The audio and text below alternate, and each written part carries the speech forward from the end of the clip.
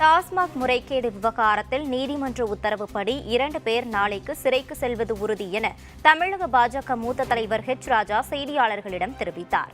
வட இந்தியர்களை பற்றி அமைச்சர்கள் சேகர் பாபு, துரைமுருகன் மற்றும் தாமு அன்பரசன் கூறிய கருத்துக்கள் இந்தியில் மொழிபெயர்க்கப்பட்டு வட இந்தியாவில் ஒளிபரப்பப்படும் என குறிப்பிட்டார்.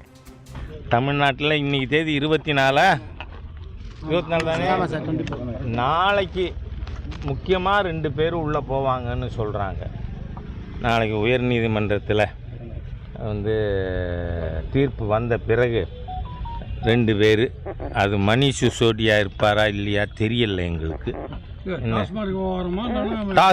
டாஸ்மாக் என்ன அதுக்கே 2 பேருங்கிறாங்க. நீங்கள் ஒன்றுன்னே நினச்சிட்டு இருக்கீங்க. நம்ம கரூர் கேங்குன்னு இல்லை, இன்னொருத்தர் இருக்காராம் தமிழகத்தின் மணிஷ் சிசோடியா.